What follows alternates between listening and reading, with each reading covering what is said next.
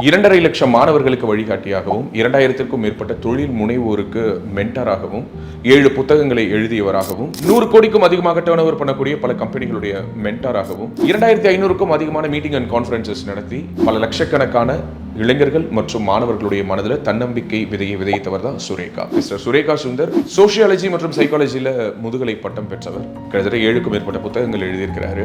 வணிகாலஜி என்ற பெயரில் அவருடைய யூடியூப் சேனல்ல தொடர்ந்து தமிழர்கள் வணிகத்தில் சிறந்து விளங்கிய பண்டைய காலம் தொட்டு இன்று வரை தற்போதைய ட்ரெண்டுக்கு ஏற்ற மாதிரி பிசினஸை எப்படி அணுகணுங்கிறது தொடர்பான பல்வேறு சூட்சுமங்களை ரொம்ப எளிய விதத்தில் அழகான தமிழில் சொல்லிக் கொடுக்கக்கூடிய திரு சுரேகா சுந்தர் டேலண்ட் ஃபேக்டரி என்ற நிறுவனத்தினுடைய சிஇஓவாகவும் இருக்காரு. அவருடைய வணிகாலஜி வீடியோ சீரிஸ் இப்போ எக்ஸ்க்ளூசிவா பேசு தமிழா பேசுவில் உங்களுக்காக.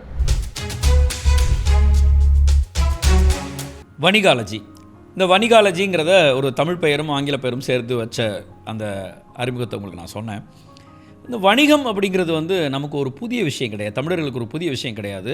நிறைய இன்றைக்கி உலகத்தில் மிகப்பெரிய தொழிலதிபர்களாகவும் தொழிலதிபர்களுக்கு அடுத்த நிலையில் இருக்கக்கூடிய மிகப்பெரிய அதிகாரத்தில் இருப்பவர்களாகவும் தமிழர்கள் இருக்கிறார்கள்ங்கிறது நமக்கு ஒரு மிகப்பெரிய பெருமையான விஷயம், நல்ல பெருமையான விஷயம். நமக்கு என்ன பாரம்பரியம் இருக்குது? இந்த வணிகம்னு ஆரம்பிக்கிறோம், வணிகம், வர்த்தகம், வியாபாரம், தொழில் இப்படின்னு பல சேவை அப்படின்னு பல்வேறு விஷயங்கள் தமிழில் வார்த்தைகளாக தொழில் சம்பந்தப்பட்ட வார்த்தைகள் இருக்குது. இந்த வார்த்தைகளுக்கு பின்னணியில் இந்த வணிகம்ங்கிற வார்த்தையை ரொம்ப பழைய வார்த்தை. தமிழர்கள் பாரம்பரியமாக குறைந்தபட்சம் ஒரு 4000 ஆண்டுகளாக வணிகம் செய்பவர்களாகத்தான் தமிழர்கள் இருந்திருக்கிறார்கள். நம்முடைய இலக்கியங்கள்லையும் புராணங்கள்லையும் பல்வேறு ஏடுகளில் அதை பற்றின இது இருக்குது, அதுக்குள்ள ஆதாரங்களே இருக்குது. ரோமானியர்களோட, அரேபியர்களோட, சீனர்களோட வணிகம் செஞ்சதுக்கான குறிப்புகளும் பல்வேறு இடங்களில் இருக்குது.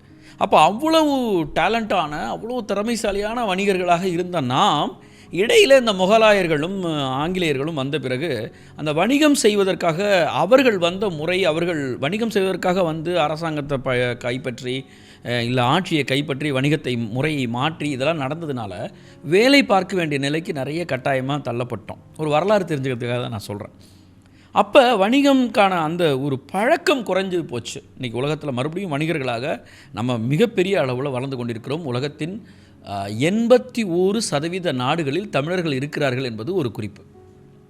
எவ்வளோ பெரிய விஷயம் வச்சு பாருங்களேன். ஒருத்தர் இருந்தாலும் 81% நாடுகளில் இருக்காங்க. உலகத்தில் ஒரு 200 நாடு இருக்குன்னா கிட்டத்தட்ட 160 நாடுகளில் தமிழர்கள் கண்டிப்பாக இருக்கிறார்கள். அப்படி ஒரு தேசம், அப்படி ஒரு இனம் இது. இதில் இலக்கிய குறிப்புகள்லையும் பார்த்தீங்க அப்படின்னா சிலப்பதிகாரம் லேட்டஸ்ட்னு வச்சுக்கலாமே. சிலப்பதிகாரத்தில் சொல்கிறாங்க, மாசரு பொன்னே, வலம்புரி முத்தே, காசரு விரையே, கரும்பே, தேனே, அரும்பெறர் பாவாய், ஆருயிர் மருந்தே, பெருங்குடி வணிகன் அப்படின்னு கோவலன் பாடுறார். அந்த பெருங்குடி வணிகன் அப்படிங்கிற வார்த்தை தான் வணிகர்கள் எவ்வளவு இருந்தார்கள் என்பதற்கான ஒரு சான்று. இதுக்கு பின்னாடி போனோம் அப்படின்னா நம்ம திருவள்ளுவர் இருக்கார். வாணிகம் செய்வார்க்கு வாணிகம் பேணி பிறவும் தமபோல் செய்யும் அப்படிங்கிறாரு. இது ரொம்ப ஆச்சரியமான விஷயம். 12வது அதிகாரத்தில் 120வது திருக்குறள், நடுவு நிலைமைங்கிற ஒரு அதிகாரத்தோட திருக்குறள். 12வது அதிகாரம் இந்த நாட்கள், அது நம்முடைய 12ங்கிறது நமக்கு மிக முக்கியமான விஷயம். 12 மாதங்கள் தான். நான் எப்பவுமே சொல்கிறோம், ஒரு வணிகர் என்பவர் தன்னுடைய ஒரு நாள் வருமானத்தை பார்க்கக்கூடாது.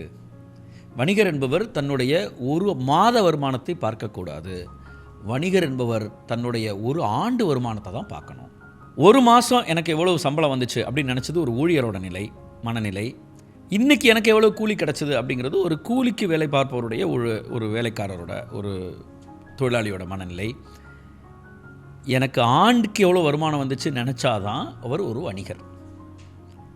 அப்போ அந்த நடுநிலைமை அதிகாரம் 12வது இதில் இருக்குது. இவர் சொல்கிற அந்த கருத்து என்னென்னா, ஏன் தன் பொருளைப் போலவே பிறர் பொருளையும் நினச்சி வியாபாரம் செய்கிறவங்க தான் நல்ல வியாபாரிகள் அப்படின்னு 2000 ஆண்டுகளுக்கு முன்னால் சொல்லியிருக்காங்கன்னா நம்ம வணிகத்தில் எவ்வளோ ஸ்ட்ராங்காக இருந்திருக்கோன்னு பாருங்கள்.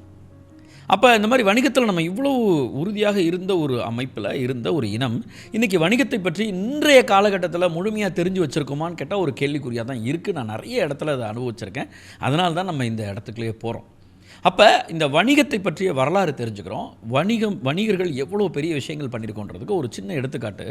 பூம்புகார் அப்படின்னு காவிரி பூம்பட்டினம்னு ஒரு ஊர் இருந்தது. அந்த ஊரில் மிகப்பெரிய ஒரு ஏற்றுமதி வணிகம் நடந்த இடம். பல்வேறு ஸ்பைசஸ் சொல்லக்கூடிய ஏலக்காய், கிராம்பு, பல்வேறு காஃபி கொட்டாய், இந்த மாதிரி பல்வேறு விஷயங்களை இங்கிருந்து பல நாடுகளுக்கு ஏற்றுமதி ஆகுது, வாசனை திரவியங்கள்லாம். அங்கிருந்து தோல் பொருட்கள், இது ஒட்டகம், குதிரை, இந்த மாதிரியான விஷயங்கள் நிறைய பொருட்கள் அங்கேருந்து வருது. இப்படி வணிகம் நடந்துட்டு இருக்கும்பொழுது பூம்புகாரில் ஒரு பகுதியில் வணிகர்களுக்கு கடன் கொடுக்கும் இடம் ஒன்று இருக்குது. அது எப்படி அப்படின்னா, அந்த காலத்தில் ஆண்கள் வங்கி அப்படின்னு சொல்லி ஒரு தங்கத்தில் ஒரு வளையல் அணிஞ்சிருப்பாங்க. பெண்கள் அணையிறது பேர் வளையல்னு சொல்லலாம். அது எல்லாருக்கும் தெரிஞ்சு. ஆனால் இவர்கள் அணிந்து கொண்டிருந்த வங்கின்னு பேர். இதை அணிந்து கொண்டு வருவார்கள். அவர் நல்லா இரும்பு அப்படி புடியாக இருக்கும், தங்கத்தில் இருக்கும், அதை அணிஞ்சிட்டு வருவாங்க. இங்கே வியாபாரம் பண்ணுறதுக்கு வராங்க, நிறைய பொருட்கள் வாங்குறாங்க. இவங்களுக்கு இப்போ காசு பத்தலை.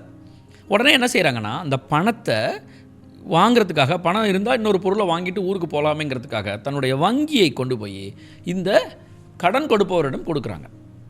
அவர் அதை வாங்கி வச்சுக்கிட்டு ஒரு தொகை கொடுக்குறாரு. அடுத்த தடவை 3 மாதமோ 6 மாதமோ கழித்து மறுபடியும் அந்த கப்பல் திரும்பி வரும்போது அதே வணிகர், அதே வியாபாரி, வெளிநாட்டு வியாபாரி தன்னுடைய தொகை ஒன்று வாங்கினாரா, இப்போ ஒரு 1000 பொற்காசு வாங்குறா வச்சுக்கோமே, 1100 பொற்காசாக திருப்பி கொடுத்துட்டு அந்த வங்கியை வாங்கி கொள்வார். அவர் விற்று செல்லவில்லை, அடமானம் வைத்து விட்டு சென்றார். சில நேரத்தில் விற்றுட்டு போவாங்க. இதுதான் நடக்கும். அதை வாங்கி வச்சுக்கிட்ட இடம் பேர் வங்கி அப்படின்னு வச்சாங்க. அந்த இடத்த வாங்கி வச்சுக்கிட்ட இடம் பேர் தான் வங்கி. அதை ஆங்கிலத்தில் பேங்கிள்னு வச்சுக்கோமே. அந்த பேங்கில் வாங்கி வச்சுக்கிட்டதுனால தான் அது பேர் பேங்க்கு. பணம் நிறையா வச்சுருப்பாங்க. அங்கே நம்ம ஒரு பொருளை கொடுத்தா கடன் கொடுப்பாங்க. அதன் மூலமாக அந்த கடனை திருப்பி செலுத்தும் போது வட்டி கொடுக்கணுங்கிற இடம் தான் அது. அப்புறம்தான் இந்த வட்டி கொடுக்கறதுக்காக ஒரு தொகை தேவைப்படும் இல்லையா, இந்த தொகையை சேமிக்கிற இடம். அந்த தொகையை கொண்டு போய் நம்ம கொடுத்தோம்னா நமக்கு ஒரு வட்டி கொடுப்பாங்கன்னு தொகையை டெபாசிட் பண்ண ஆரம்பித்தாங்க. அப்போ வங்கியில் அதில் முதலீட்டாளர்கள் உருவானாங்க. வங்கிங்கிறது சொந்த முதலீட்டில் நடத்திக்கிட்டு இருந்தது தான் ஒரு காலத்தில். சொந்த காசை போட்டு நடத்திட்டு இருந்தது தான் வங்கி. இன்றைக்கி உலகம் முழுக்க வங்கி என்று வணிகத்திற்கு மிகப்பெரிய ஊன்றுகோலாக ஆணி விராக இருக்கக்கூடிய இந்த விஷயத்தை கண்டுபிடிச்சதே தமிழர்கள் தான். வணிகாலஜியோட துவக்கம் இப்படி இருக்கட்டும். வங்கியை கண்டுபிடித்த நாம் தான் இன்று வணிகத்தில் வங்கியாக மாற வேண்டிய கட்டாயத்தில் இருக்கிறோம். வணிகமே நம்மள்கிட்ட இருக்க வேண்டிய, உலகத்தின் வணிகத்தில் கோலோச்சக்கூடிய ஒரு நாடாக இருக்க வேண்டிய கட்டாயத்தில் இருக்கோம். அதுக்கு நம்மள்கிட்ட நிறைய விஷயம் தேவைப்படுது. உண்மையிலே நம்ம அவ்வளவு நமக்கான தொழில்நுட்ப அறிவு அதெல்லாம் கற்றுக்கொண்டு வைத்திருக்கிறோமா என்றால் இப்போ அது ஒரு கேள்விக்குறியாக தான் இருக்குது. அதை இன்னும் நல்லா கற்றுக்கிட்டோம்னா இன்னும் சூப்பராக போகலாம். அப்படிங்கிறதுக்காக தான் இந்த தொடர். இது ஒரு கல்லூரி மாதிரி நீங்கள் ரெகுலராக பார்த்தீங்க அப்படின்னா கண்டிப்பாக உங்களுக்கு உங்கள் தொழில் ஆரம்பிக்கிறதுக்கோ இல்லை நடத்தி கொண்டிருக்கிற தொழிலையோ மிகப்பெரிய மாற்றத்தை பார்க்கலாங்கிறது என்னுடைய உறுதிமொழி. ஸோ ஒரு வணிகம் துவங்கிறது எப்படி, அந்த வணிகத்தை எப்படி நடத்துறது, அந்த வணிகத்தில் எப்படி ஸ்டார்ட் அப்னா என்ன, எல்லாத்த பற்றியுமே நம்ம பார்க்க போகிறோம். அதற்கு தான் இந்த வரலாறு சொல்லப்பட்டது. வணிகாலஜிக்குள் போவோம், வாருங்கள். இவ்வளோ நேரம் இந்த வீடியோவை பார்த்த எல்லோருக்குமே நிச்சயமா இந்த வீடியோவிலிருந்து ஒரு டேக்அவே இருக்கும்னு நான் நம்புறேன். தமிழ்நாட்டினுடைய மிக முக்கியமான ஒரு மென்டாரா பல்வேறு நிறுவனங்களுக்கும் தொழில் முனைவோருக்கும் விளங்கக்கூடிய திரு சுரேகா அவர்களுடைய வணிகாலஜி சீரீஸினுடைய வீடியோஸ் பேசு தமிழா பேசுவில் தொடர்ந்து வர இருக்குது. கூடுதலாக வணிகாலஜி யூடியூப் சேனலுடைய லிங்க் இந்த வீடியோடைய டிஸ்கிரிப்ஷன்ல கொடுக்கப்பட்டிருக்குது. அதன் மூலமாக வணிகாலஜி சேனலை சப்ஸ்கிரைப் பண்ணி திரு சுரேகா அவர்களை பின்தொடருங்க. நன்றி, வணக்கம்.